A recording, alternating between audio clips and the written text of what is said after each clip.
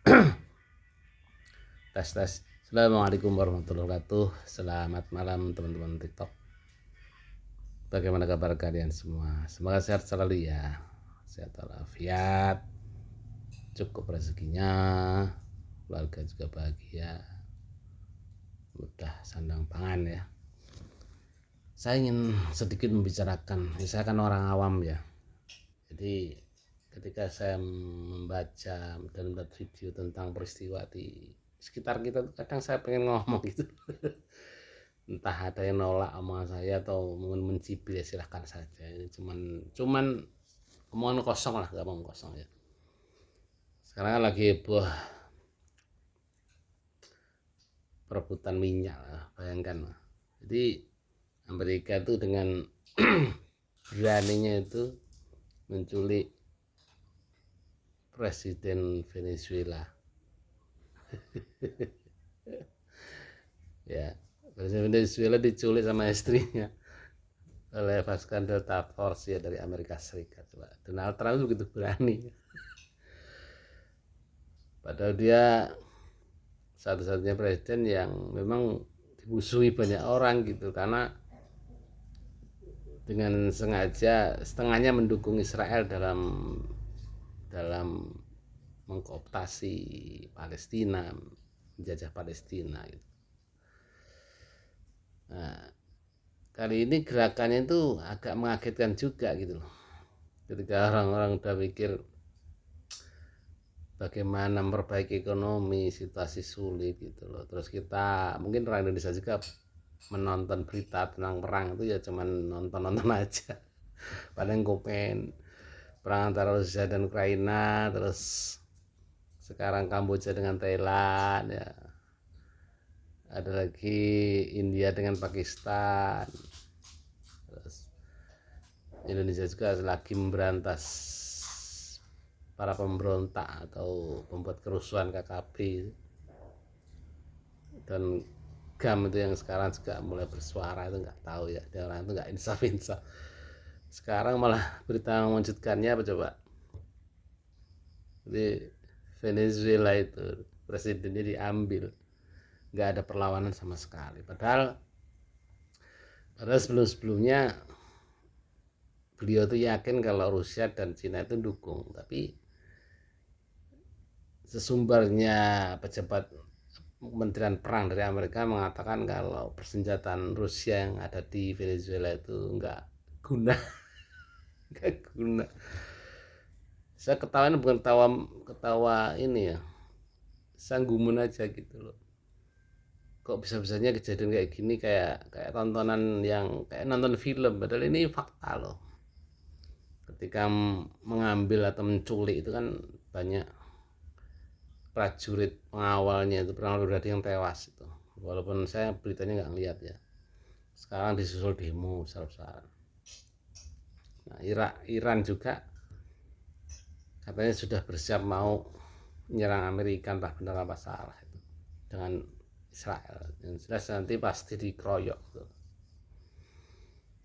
Nah, Rusia gimana? Rusia dengan Ukraina juga sepertinya juga belum selesai. Bahkan sekarang lagi diancam mau dikeroyok oleh NATO. Tapi Rusia nggak pernah mundur karena dia merasa dia mampu dengan dukungan dari Cina. Mungkin dari Cina dan Korea Utara ya. Ya benar sih. Untuk perang itu kan Korea sama Cina kan bantu juga. Walaupun banyak mati juga sih prajuritnya.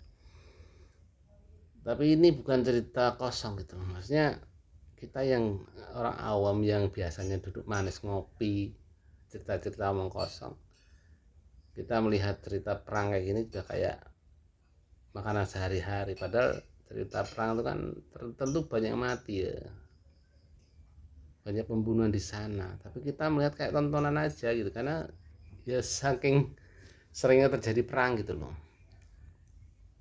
Sedangkan Indonesia saya lihat ya, kalau kacamata saya memang Pak Prabowo sudah bersiap-siap untuk mengantisipasi. Maksudnya jika memang ini perang dunia ketiga akan terjadi, beliau sudah siap. Maksudnya dengan sekuat tenaga ya, mempersiapkan pesawat penting, jet itu ya untuk perang itu ya, amunisi, senjata aja, terus apa rudal itu sudah mulai dipersiapkan, yang impor dari Rusia nggak salah itu sebenarnya kan detik-detik mendekati perang dunia ketiga gitu loh.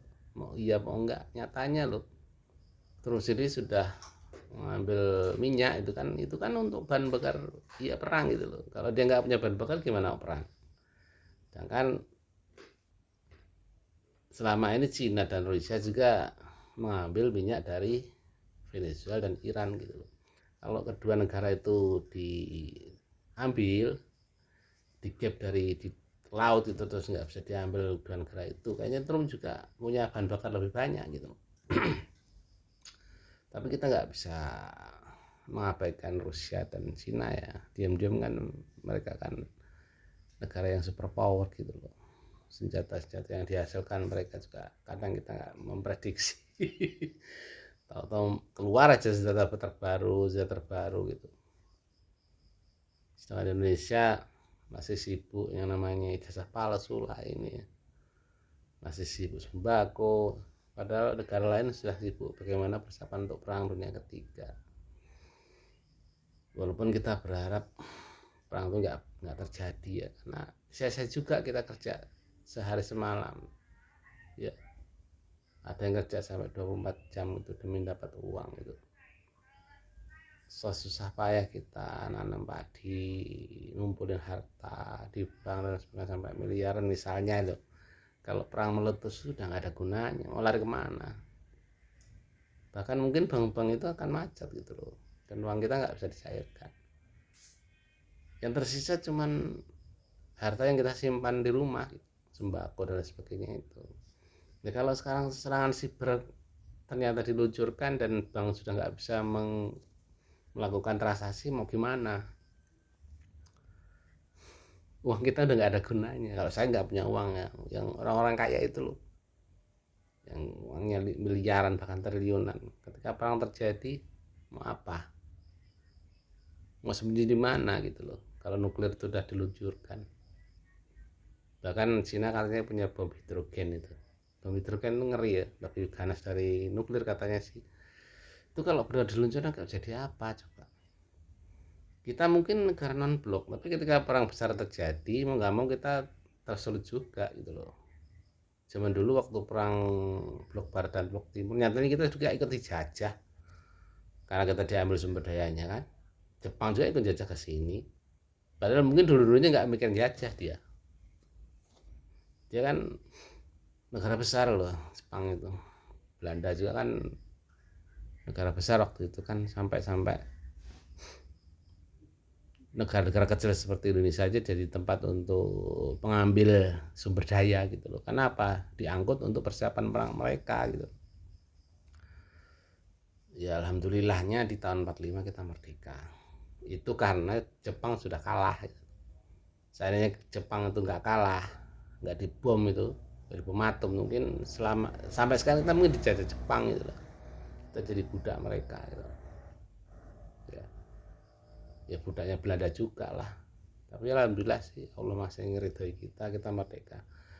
Nah, kembali ke bagaimana perang dunia ketiga terjadi nanti, kita hanya bisa berdoa mudah-mudahan perang tidak terjadi ya.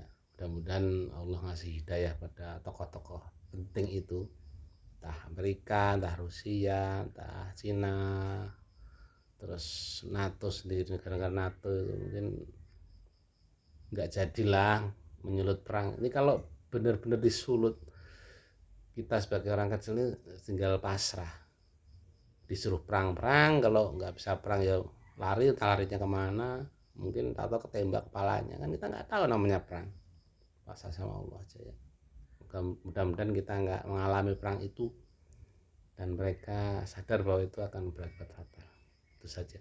Assalamualaikum warahmatullahi wabarakatuh.